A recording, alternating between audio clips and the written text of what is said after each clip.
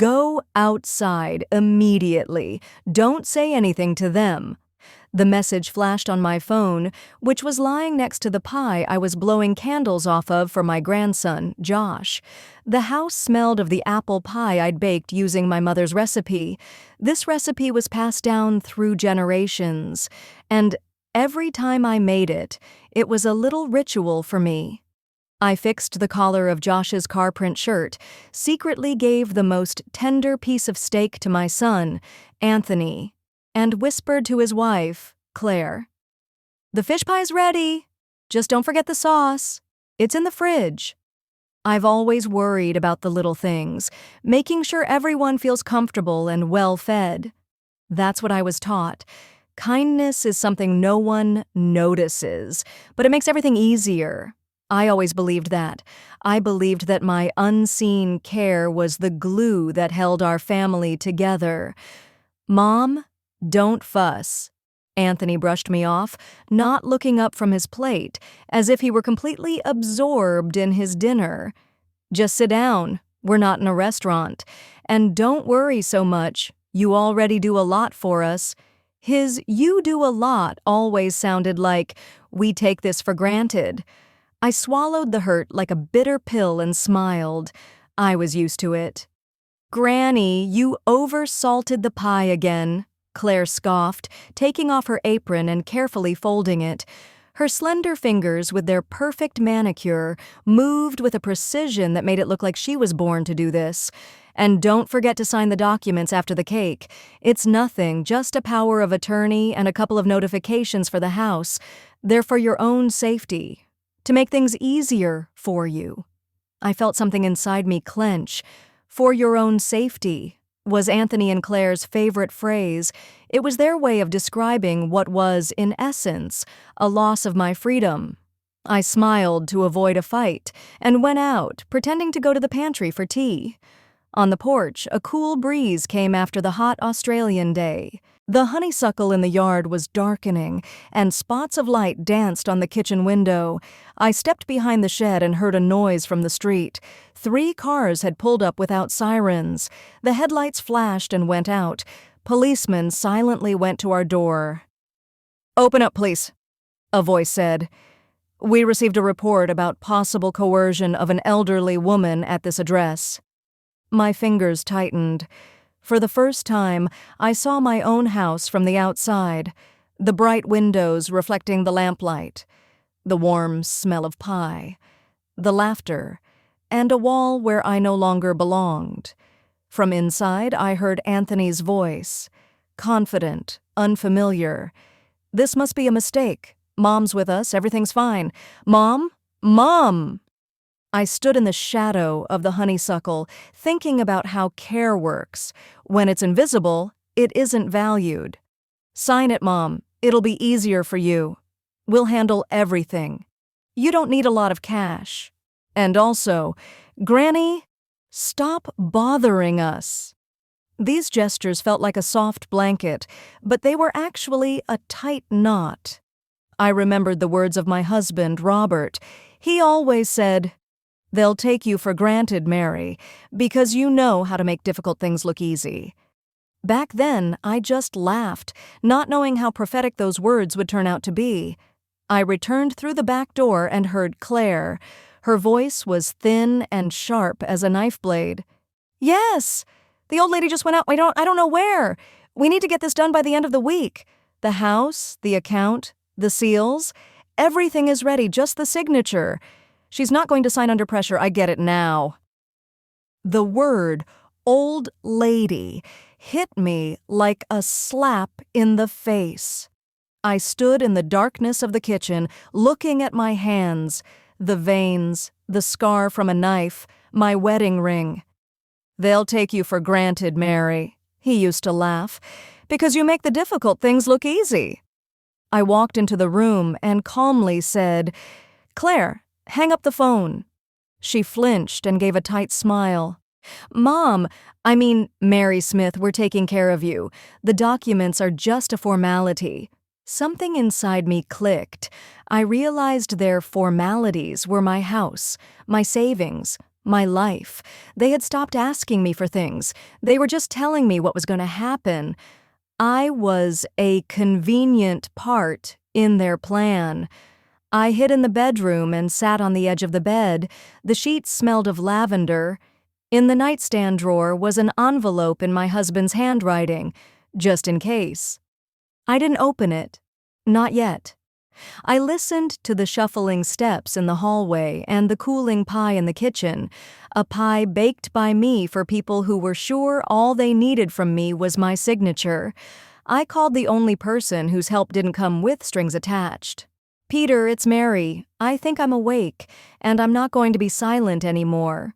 Peter arrived half an hour later, as the evening sun was setting behind the eucalyptus trees, casting long, dancing shadows on the neatly trimmed lawn. The wind carried the scent of Australian bush, and the air was filled with the promise of evening. He held a worn leather briefcase, and his eyes held a stillness that seemed to come from the very earth itself, ancient and unmoving. We sat in the kitchen, where the uneaten meat pie I had baked for those who now saw me only as a signature on a document still sat on the table. Josh was gone, off to play with friends, and the house felt too quiet without his laughter. This silence was louder than any shout. It pressed down on me like a heavy blanket. "You don't owe anyone anything," Peter said, spreading a folder on the table.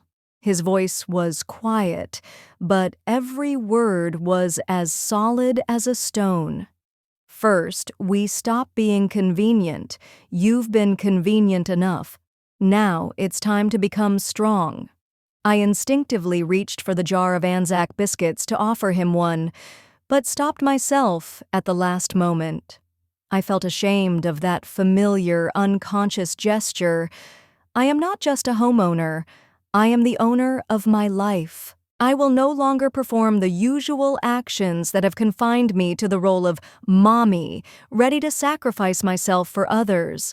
"What do we do?" I asked, and my voice sounded unfamiliar to me, not as a plea, but as a command. "We'll go to Commonwealth Bank," Peter said.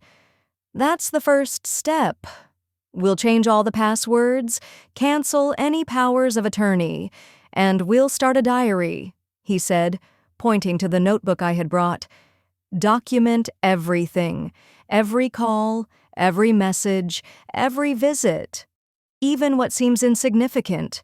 Remember, any detail can be crucial."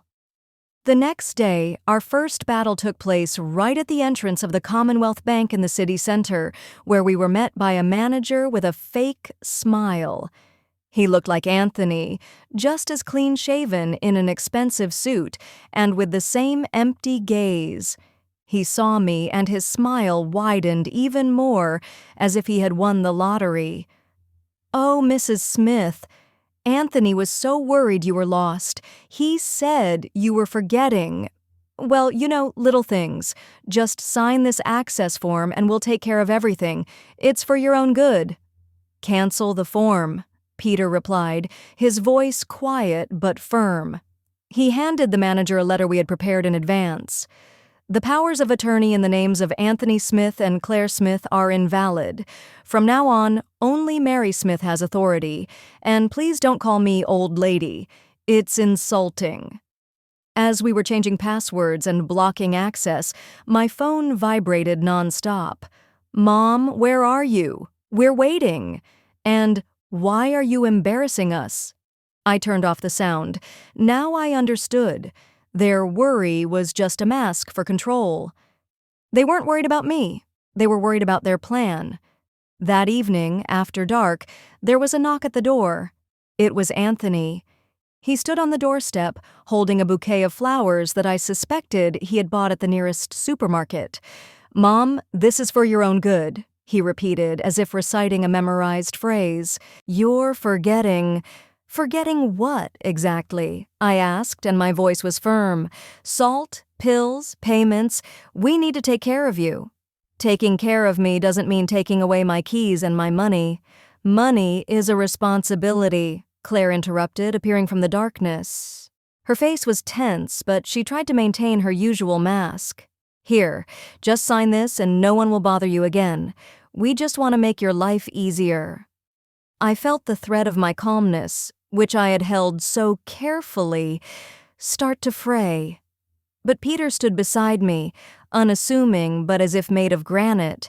He just watched them, and there was nothing in his gaze but cold, professional detachment. "We will consider any pressure as a threat," he said without raising his voice, "and we are prepared to contact the police." The night was long. I couldn't sleep, tossing and turning, my fingers fidgeting with my wedding ring. I remembered how Robert, my husband, and I once took out a loan for this house. We were young and laughed at the empty shelves. Now, together had turned into a trap. Any fear, any weakness of mine was now a benefit to someone else. The next day, at the notary's office in a red brick building downtown, we confirmed the obvious. I am of sound mind and capable of managing my own property. "Are your children aware?" the notary, a fragile woman with silver hair, asked. "They will be," I replied. That same evening, a photo of my grandson Josh came with a short but pointed message. "If you fight us on this, forget about seeing him again." This hit harder than anything else. It was a blow to the heart. "Blackmailing you with access to a child," Peter said quietly when I showed him the message. "Save the screenshot. It's evidence." After that, everything accelerated. The local precinct officer called me. "We've received a report about your instability. They say you're confused about your documents." A family friend psychologist I had never seen before showed up on my doorstep with a set of memory tests. I refused both visits. A neighbor, Gabby, who lived next door and was like a sister to me, called out to me at the entrance. "Mary, what's going on? Anthony was running around yesterday asking if you were getting confused. I told him you beat me at chess and that it was the best game of my life. Stay strong." I did my best. At night, I heard keys jiggling in the lock. Someone was trying to get inside. "Police?" I whispered into the phone. "It sounds like someone is trying to get in." The lock held, and so did I. On the third day, Anthony came in peace, with a package of Tim Tams and a forced, tight smile. "Mom, let's be reasonable. I'll return everything I borrowed. Times are tough right now. Loans, Claire's treatment. You're my mother. You can't just abandon us like this." "I am a person," I replied, "and I didn't lend you anything." "You're going to destroy our family." His voice grew louder. "Lies destroy a family," I answered. He skillfully twisted his words to suit him. "For your own good, warmth in your old age. We're doing all this for you." But between us, the facts now stood. Bank statements, attempts to forge documents and threats, and fear. He was afraid of losing control, and I was afraid of losing myself. I found allies where I least expected them. Gabby offered to let me sleep at her place, just in case. The plumber I'd known for years changed the cylinders on the locks for half price and gave me a jar of jam. The accountant from the local council, who had come to my house a couple of years ago so I could help him with a Lamington recipe, told me how to block any requests to my account, so even my son couldn't get access to it. By Friday evening, a certified letter arrived. My hands trembled as I took it. A summons for an unscheduled capacity evaluation. The form had 3 familiar last names on it. I smiled. They won't stop, and neither will I. We put the kettle on. I made 2 Tim Tams, one for me, one for Peter. He took a thin folder from his briefcase. "Not a word until the hearing. The most important thing is that you have options." "Just tell me when and where," I replied. My phone flashed again. "Mom, think about Josh." I closed the screen. I was already thinking about him. That's why I was now thinking about myself. He needed a grandmother who was alive, not just a signature or a scary story about weakness. The plan was simple and difficult. In the morning, the bank to revoke powers of attorney. In the afternoon, filing a complaint about coercion. In the evening, new locks and an appointment with an independent psychiatrist. I rewrote the points in my notebook next to my recipes between Vegemite toast and lamingtons. The kettle whistled, the stool creaked. The war began in the same kitchen where I had once taught my grandson to tie his shoelaces. The morning of the court hearing smelled of wet asphalt after the night's rain and of the cooled coffee from a paper cup that Peter held in his hand. I came to the courthouse holding an old recipe notebook. Its cover, worn with time, was as familiar and reliable as an old friend. Inside, between the recipes for lamingtons and sausage rolls, were my notes, screenshots of threats, dates of visits, names, and the time of every call. Every word in that notebook was proof, my small, painstaking but certain victory. Peter walked beside me, neither rushing nor pushing, his presence as calm as Uluru in the dawn light. The courtroom was cool. The air smelled of paper, ink, and something I knew as the scent of authority, the smell of formalities that could decide a person's fate.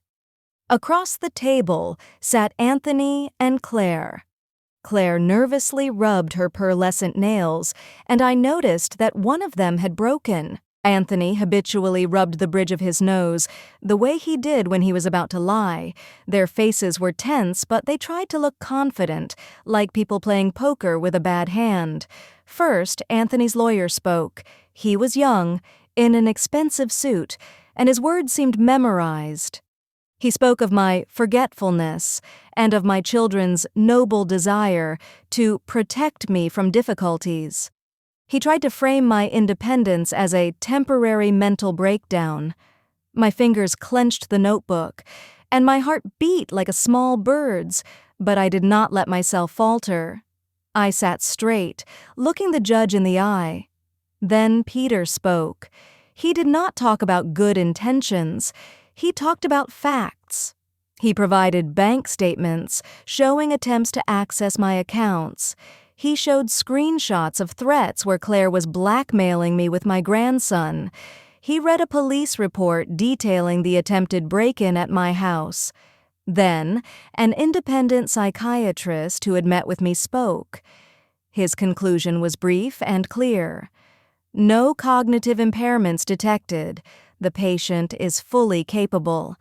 My children had not expected this. They thought I was an old, naive woman whom they could do anything to. They didn't know I was made of different stuff, but the most important evidence was within me. I spoke calmly, as if reading a recipe. I talked about how, step by step, they had taken away my autonomy, all while claiming it was care. I talked about how the word old lady had sounded like a sentence. I looked at Anthony, who lowered his eyes. He knew I was telling the truth. He knew he had lost. The judge, a woman with a short ash-gray bob, looked up at me.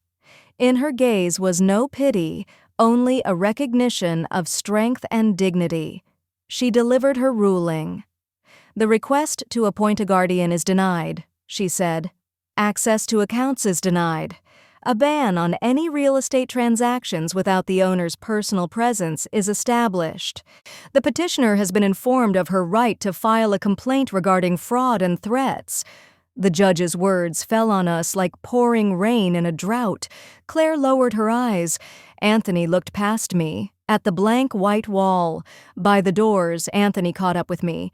His shoulders were slumped, and he looked as though he was carrying the weight of the world. "Mom, I went too far. I was wrong. Can we start over?" "Starting over means starting from zero," I said, "and there is no zero. We've already been there. You chose your own path." I did what they hadn't expected, not for revenge, but for peace and quiet. I decided to sell the house. Not out of spite, but because it had stopped being a home and become a battlefield.